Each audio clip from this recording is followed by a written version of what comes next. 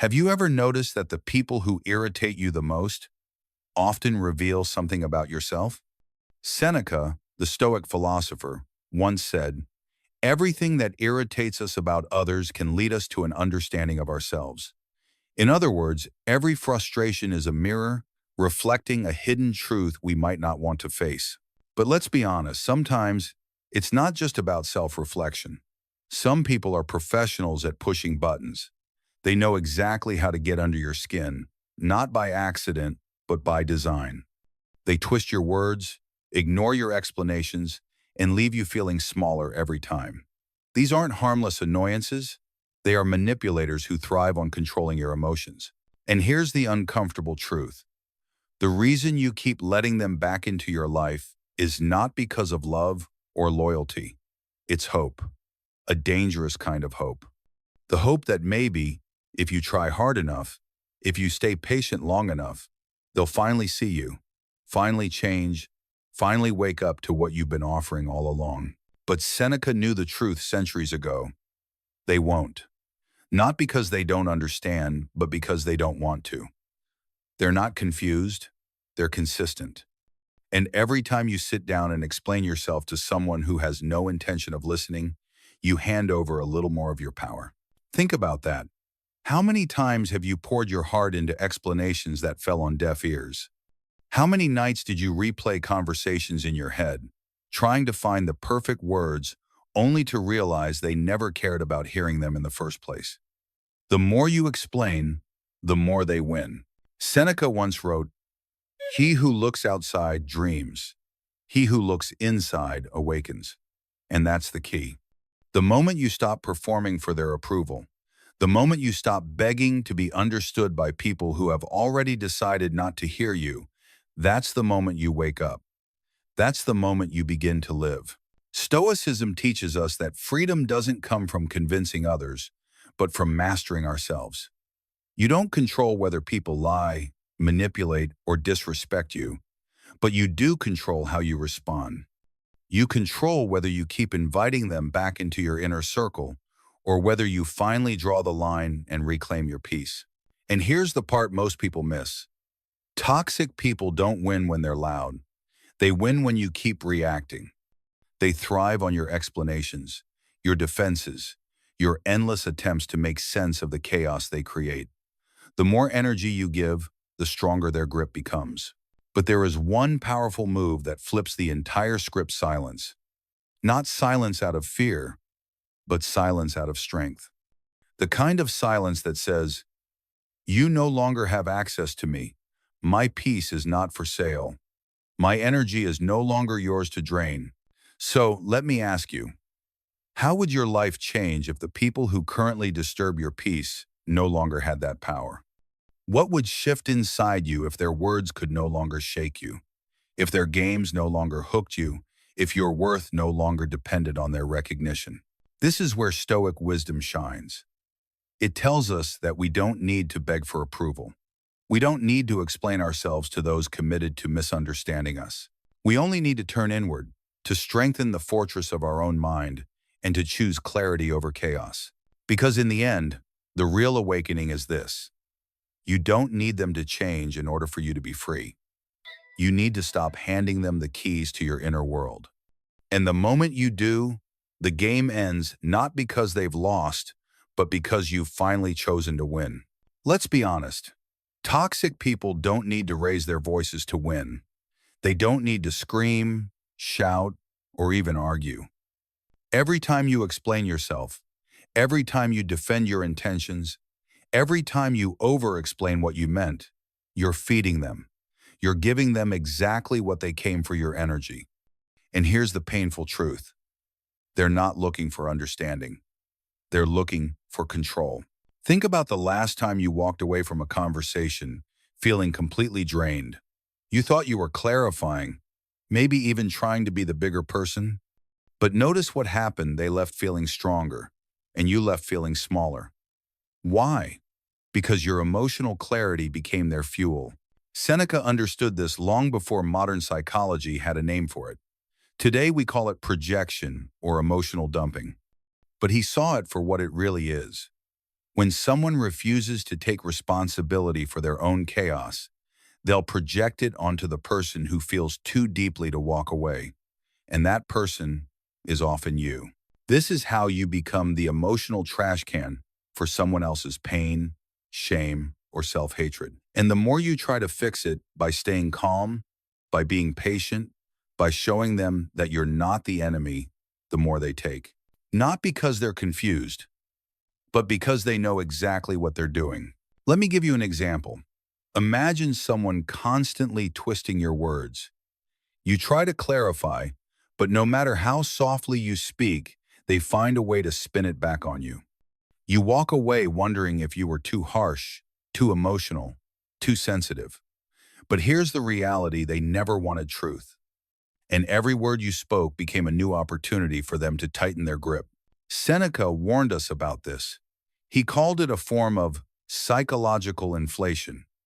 When people start believing their impulses and anger are justified simply because they feel them, they grow more dangerous. And when you react to that, you're not resolving conflict, you're reinforcing their ego. You're teaching them that their behavior is valid because it gets a reaction out of you. Let that sink in. You think you're being reasonable. You think you're keeping the peace. But in reality, you're feeding the very cycle that's destroying your peace. This is the trap of reaction. The more you try to meet them where they are, the more power you hand over. It's like pouring water into a bucket with no bottom. You'll keep giving, and they'll keep taking, and the cycle never ends. But Stoic wisdom offers us another way. Seneca reminds us, you do not owe chaos your energy. You do not owe unreasonable people your explanations. You do not owe manipulators access to your peace. True power, he said, is in self-control, not in cold detachment, but in the conscious decision to guard your mind like sacred ground. And here's where it gets real. Silence, when chosen with intention, isn't weakness. It's discipline. It's war in disguise. It's the invisible shield that protects you from battles that were never meant to be fought. So let me ask you, who in your life keeps pulling you back into the same exhausting arguments? The coworker who always has a subtle jab? The friend who only apologizes when you've walked away, not when they've hurt you? Or maybe it's family, the one who lashes out and then demands you fix their mood. Now here's the question you need to wrestle with. What are you teaching them when you stay? You're teaching them that your boundaries are flexible, that your silence is negotiable, that your self-respect has a price. But here's the liberating truth. Stoicism doesn't ask you to fix them. It asks you to free yourself. Not by fighting louder, not by explaining harder, but by refusing to play the game altogether. Because the trap isn't their anger. The trap is your reaction. And the way out is silence. Silence. To most people, it feels like weakness. If you don't defend yourself, if you don't respond, if you don't speak up, doesn't that mean they've won? That's what the world tells us. But Stoicism flips that idea on its head. Seneca believed that true strength isn't in how loudly you fight back, but in how deeply you control yourself. He wrote that silence, when used with intention, isn't avoidance. It's mastery. It's the discipline to guard your peace, even when someone is throwing emotional grenades at your feet. Let me ask you something. How many times have you explained yourself to someone who already decided not to listen? How many times have you defended your heart to someone who had no intention of protecting it? Every time you do, you're not proving your worth, you're handing it away. Silence, when chosen wisely, says more than 1,000 words ever could. It's not the silence of defeat, but the silence of authority. It's the pause that declares, I no longer perform for your approval. I no longer trade my energy for your chaos. Think about the people who truly hold power in any room. They're not the ones talking over everyone else. They're the ones who can sit still, calm, unshaken, and let the noise pass by without ever breaking their focus. That is the posture of strength. That is the shield of the wise. And here's the key. Silence doesn't mean shutting down. It means leveling up. It means walking away with dignity instead of staying to win a fight that was never designed for you to win. I remember a story about a woman named Elena. Her sister constantly provoked arguments over the smallest things. Every time, Elena tried to clarify, to stay calm, to fix the situation. But each conversation left her more drained and more confused. Until one day she stopped. She didn't argue. She didn't text back. She didn't explain. She simply went silent. And suddenly, the game collapsed. The manipulation lost its power, not because her sister changed, but because Elena did. That's the lesson. Silence doesn't change them. It changes you. It reclaims your energy. It gives you back control of your inner world. Stoicism teaches us that you don't control what other people say or do. You only control whether you give them access to your response.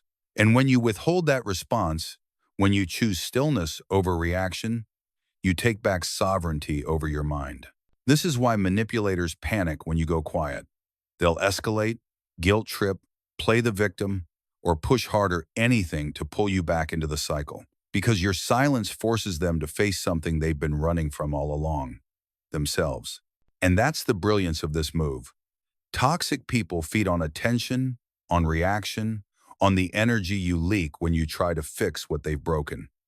But when you stop feeding them, the cycle starves. The storm ends. The stage goes dark, and you walk away, not cold, but clear. Seneca warned us that not everyone deserves access to our inner world. Not everyone has earned the right to hear our truth. And sometimes the most powerful statement you can make is no statement at all. So the next time someone tries to bait you into defending your worth, pause. Don't rush to explain. Don't reach for calm words. Reach for stillness. Because silence isn't weakness. Silence is restraint as a weapon. Silence is wisdom in action. And here's the paradox. The moment you stop chasing to be understood, you finally understand yourself. The moment you stop trying to win their approval, you win your freedom. So ask yourself this. Who in your life needs to meet your silence instead of your explanations?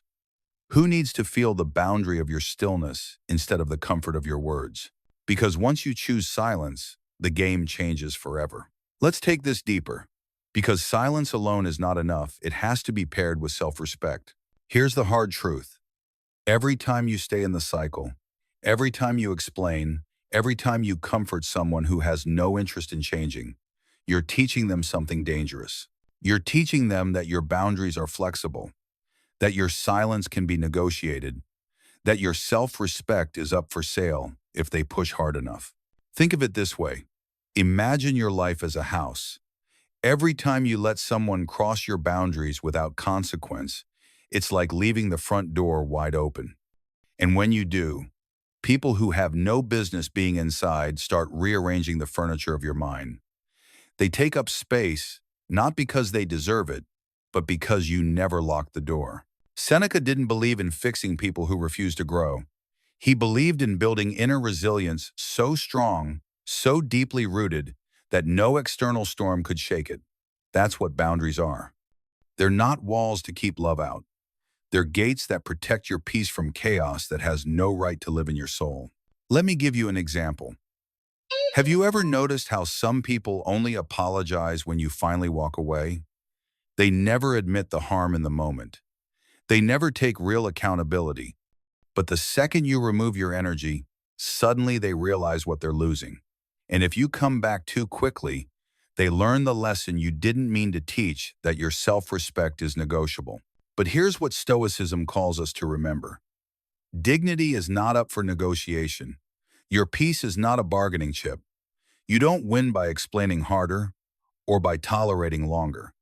You win by holding your ground calmly, firmly, silently. And this isn't about bitterness.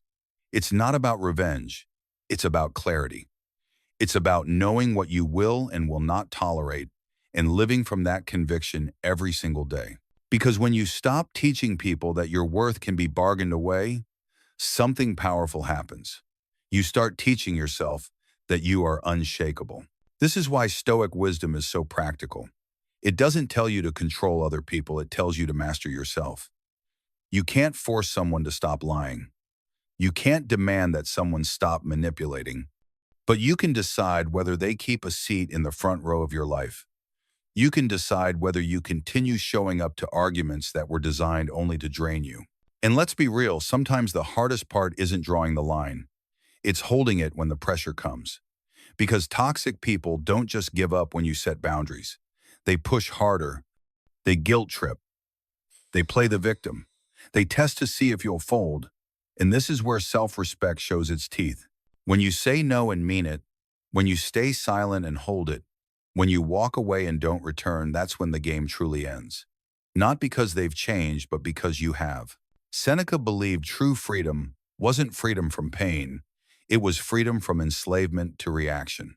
And when you hold your boundaries, when you refuse to sell your peace for someone else's comfort, you step into that freedom. So ask yourself, what are you teaching the people in your life right now? Are you teaching them that your boundaries are strong or that they can be bent with enough chaos? Are you showing them that your silence is power or that it can be bought with guilt? Because every interaction sends a message, and if you don't choose the message, someone else will choose it for you. That's why boundaries are not selfish. They are sacred. They are the ultimate act of self-respect. They tell the world, my peace is priceless, my worth is not negotiable, and my silence cannot be manipulated. And when you start living from that place, not just saying it, but embodying it, you'll notice something incredible. The same people who used to shake you will lose their grip. The chaos that once consumed you will fade into background noise, and you'll walk through life with a calm authority that cannot be bought, broken, or bent. That is the Stoic way. Not passivity, not coldness, but mastery of the self. Let's talk about something Seneca understood long before psychology had a word for it. What we now call psychological inflation. Here's what it means. Some people don't want peace. They don't want truth. They don't want healing. What they want is access to your reactions, to your energy, to your emotional fire. Every time you raise your voice, defend yourself, or explain why you did what you did, you're not solving a problem, you're inflating their ego. Think about it. Toxic people don't care whether you praise them or fight them. As long as you react, they win. Your attention confirms that they still have a place inside your mind, that they still live rent-free in your thoughts. And once they sense that power, they grow bigger, louder, more entitled. This is psychological inflation. Your reactions feed their illusion of control. And the more you react, the more inflated they become, like a balloon that never stops demanding air. Now let's pause and ask, how do they pull this off so easily? It's because they study you. Manipulative people aren't always screaming or breaking things. Sometimes they're quiet observers. They notice what makes you flinch, what words get under your skin when you're most vulnerable. Then they use it like a surgeon with a scalpel cutting at the exact spot where you're weakest. Maybe it's a coworker who knows just the right tone to make you question your competence in front of others. Maybe it's a partner who sighs in just the right way, so you feel guilty and rush to fix their mood. Maybe it's a family member who pretends not to understand what they did wrong, forcing you to keep explaining until you're exhausted. Here's the twist. They don't need to win the argument. They just need to keep you inside it. Because as long as you're explaining, you're inflating them. As long as you're defending yourself, you're handing over your power. Seneca would tell us this: the wise person does not waste breath proving their value to those committed to misunderstanding them. The moment you react, you've already lost, not because you're wrong, but because you've entered a game you were never meant to play. And this is why silence is such a powerful weapon. Silence is not passive. It's not weakness. It's a conscious refusal to feed the balloon. It's the decision to stop giving oxygen to the fire. When you go quiet, the inflation stops. The manipulator is left with nothing to feed on but their own emptiness. Of course, this is the part where most people struggle, because silence feels unnatural. We want to defend ourselves, prove our innocence, make them understand. But ask yourself, when has that ever worked? When has explaining your worth to someone determined to deny it ever made them suddenly respect you? It doesn't, because they don't want truth. They want control, and silence robs them of it. So here's the practical application. The next time someone tries to bait you into reacting, pause. Don't argue. Don't justify. Ask yourself, is this reaction worth my peace? 9 times out of 10, the answer will be no. And in that moment, silence becomes your shield. Psychological inflation only has power when you keep pumping air into it. But the moment you stop, the balloon deflates. The illusion of control disappears. And what's left is your calm authority, the kind of authority no one can manipulate. Seneca believed that no one should be allowed to disturb your inner world without your permission. That's what psychological sovereignty really means. Ruling yourself, not being ruled by the chaos of others. So the next time you feel the pull to explain, remember this. You don't owe anyone your reaction. You don't owe anyone access to your emotional clarity. Your silence is not emptiness, it is strength. And when you choose it, you take back everything they thought they owned. Silence, when practiced with intention, doesn't just stop chaos, it builds something far greater. It builds what Seneca would have called psychological sovereignty, the power to rule yourself, the authority to decide who gets access to your mind and who no longer does. Let's be clear. Sovereignty is not about avoiding pain. It's about no longer being enslaved to reaction. It's about walking into the storm and realizing you don't have to let it inside. And once you claim that authority, everything changes. Think about this. Every time you explain yourself to someone who has no interest in hearing you, you're not being heard, you're being studied. They're listening, not for understanding, but for leverage. They're noting your triggers, your weak spots, your insecurities, and with every word, you hand them more access to rearrange the furniture in a room they don't own your mind. That's how sovereignty is lost. Not in one dramatic collapse, but in 1,000 small concessions. In the sigh you explain away, in the boundary you let slide, in the silence you break because guilt demanded it. But sovereignty can be reclaimed the same way, choice by choice, pause by pause. It begins the moment you decide. I think of Elena again, the woman who stopped reacting to her sister's endless provocations. The moment she went silent, the game ended. Not because her sister transformed, but because Elena refused to keep handing her the script. She took back her sovereignty. She ruled herself. Here's the paradox. Manipulators panic when you go silent. They'll escalate, guilt trip, even play the victim, anything to pull you back in. Why? Because when you refuse to react, they're forced to face the one thing they fear most. Seneca believed that nothing terrifies the average person more than self-confrontation, and toxic people rely on your reactions to avoid it. As long as you keep engaging, they can keep running. But the moment you stop, they're left with their own reflection, and most of them can't stand what they see. That's why silence is revolutionary. It doesn't just stop the chaos outside, it exposes the chaos within them. And it proves something essential, that your peace is no longer for sale. But let me be practical. Psychological sovereignty doesn't mean shutting yourself off from the world. It doesn't mean never speaking, never feeling. It means choosing when to engage and with whom. It means treating your energy like a priceless resource because it island.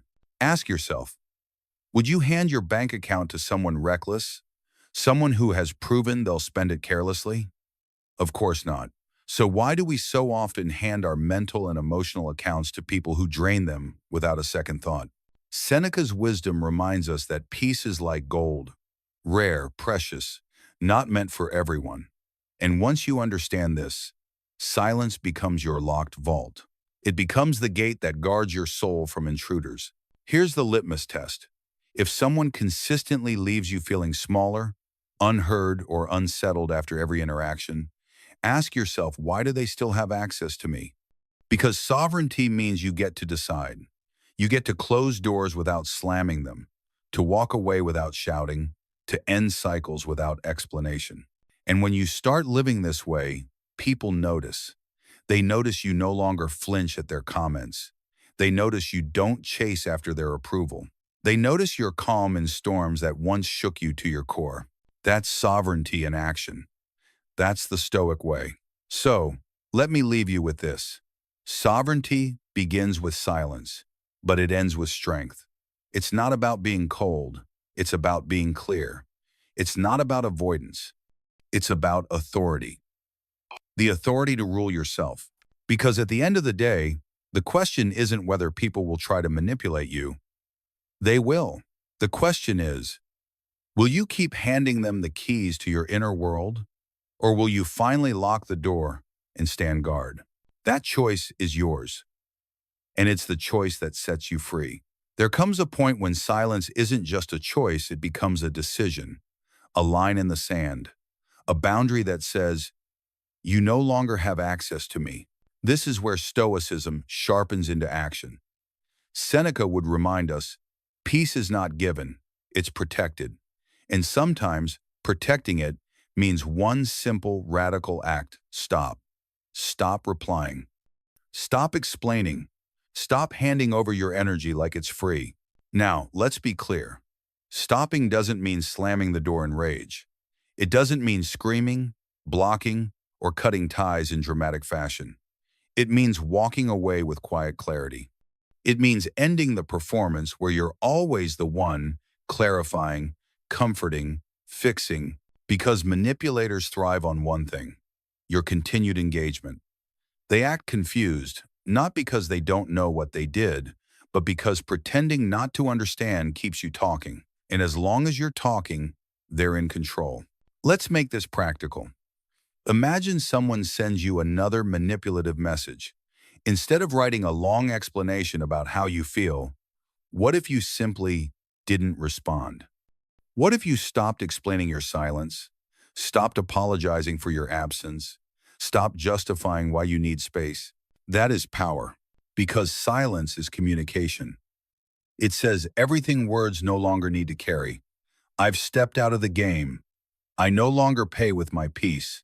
Seneca once wrote, your vision becomes clear when you turn inward. You cannot see your path if you are always staring at someone else's demands. Think about that. How much of your life has been spent reacting to someone else's chaos? How much of your energy has gone into calming storms you didn't even create? When you stop, you give that energy back to yourself. You reclaim clarity. You stop making your worth negotiable every time someone feels uncomfortable. Here's the truth that hurts at first but frees you later. Toxic people always know what they're doing. They may deny, deflect, or play innocent, but deep down, they know. They test your boundaries on purpose. They push to see if you'll fold, and every time you explain, they gain ground. But when you stop, when you refuse to explain, refuse to justify, refuse to hand them your silence wrapped in guilt, this doesn't mean they'll stop pushing. In fact, many will escalate at first. But remember, the more they protest your silence, the more proof you have that it's working. Because silence starves the game. And here's where the Stoic lesson cuts deep. You don't owe closure to someone who thrived on your confusion. You don't owe an explanation to someone who twisted every word you gave. You don't owe access just because they've gotten used to having it. Boundaries are not about the other person. They're about you. They're about saying, my peace is not a bargaining chip. My mental space is not public property. Access to me is earned, not demanded. So, stop. Stop apologizing for leaving the stage. Stop rehearsing speeches for people who never listened in the first place. Stop thinking that your silence needs an explanation. It doesn't. And yes, people may call you cold. They may say you've changed, but what they really mean is, you no longer let me feed on your tolerance. They don't miss the real you. They miss the version of you that tolerated emotional harm and called it compassion. That version is gone. And what remains is someone who understands their value so clearly there's nothing left to prove.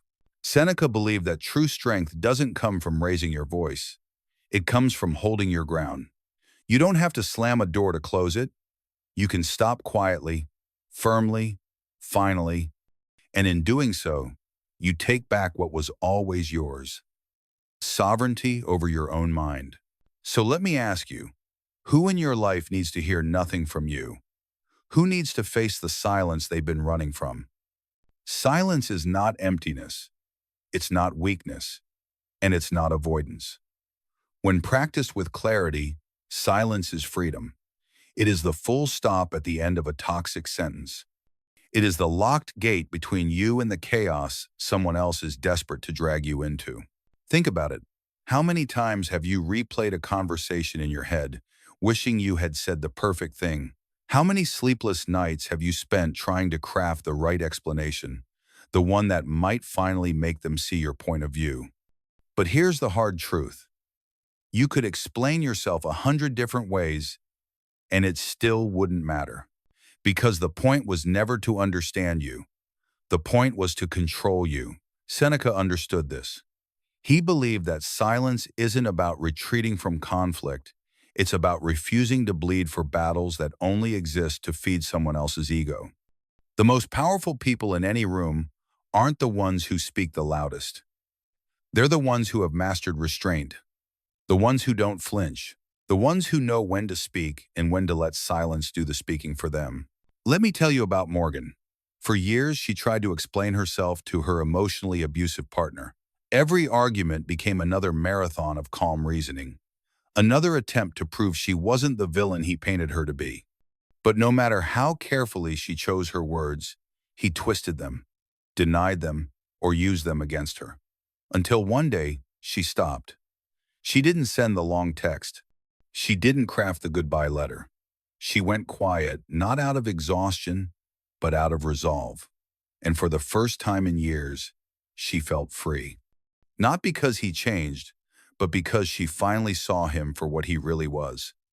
Someone who never wanted healing, only control. That's the power of silence. It pulls the curtain back on illusions.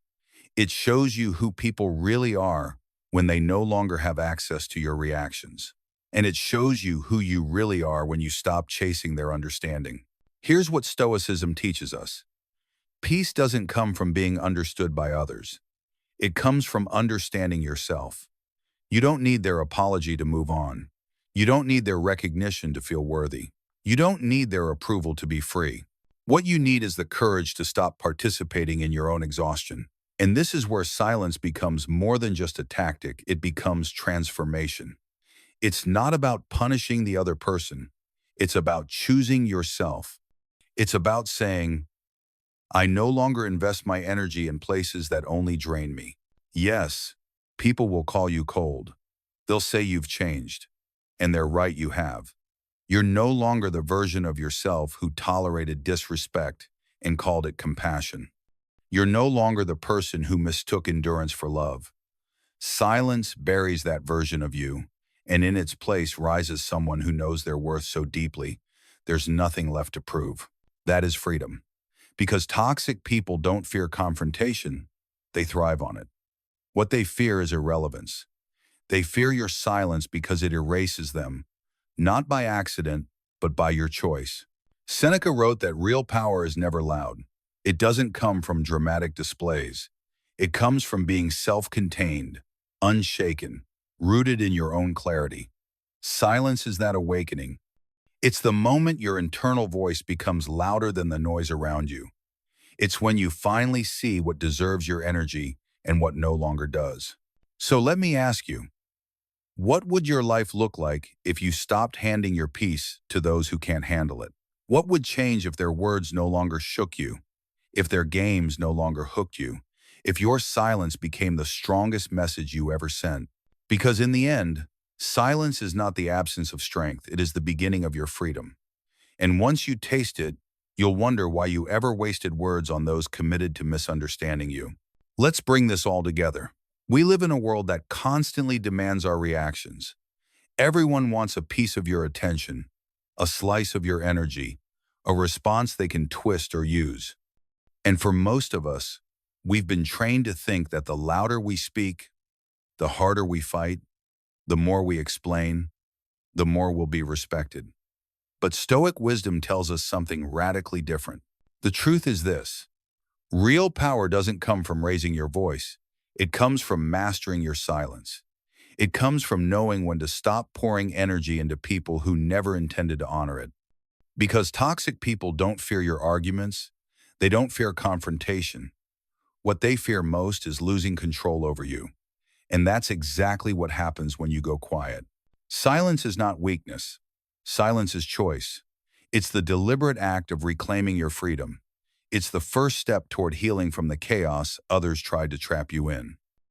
And it's the foundation of psychological sovereignty, the kind of inner strength that no one can take away from you. So here's the challenge I want to leave you with. Stop explaining yourself to people who have no interest in listening. Stop defending your worth to those who profit from your self-doubt. And stop believing that your peace has to be negotiated like some cheap commodity. Your peace is priceless. Your energy is sacred. Your silence is a power move most people will never master. Maybe you grew up thinking love meant fixing broken people. Maybe you were taught that being the bigger person meant tolerating disrespect. But now you know better. Now you see that every time you hand over your reactions, you hand over your power. And every time you choose silence, you choose yourself. So ask yourself, what would your life look like if you stopped? If you stopped arguing with people committed to misunderstanding you? If you stopped handing over your emotional gold to people who only spend it recklessly? What kind of freedom would you taste if you finally said nothing at all? Seneca once said, "As long as you live, keep learning how to live." And this is one of the most important lessons you'll ever learn, that silence, intentional silence, isn't the end of your strength. It's the beginning of it. And here's my call to you. Protect your energy like it's the most valuable asset you own, because it island. Guard your peace like it's your life, because it island. And dare to choose silence as your ultimate strength. Because when you do, you don't just end toxic cycles. You reclaim your dignity. And if this message resonated with you, if it stirred something deep inside you, then don't let it stop here. Hit that subscribe button and join this journey of wisdom and self-mastery. Share this with someone who needs to hear it today. And drop a comment below. What's the one thing you're finally ready to stop explaining to people who don't listen? Because when you speak from silence, you speak with power. And when you choose silence, you choose peace.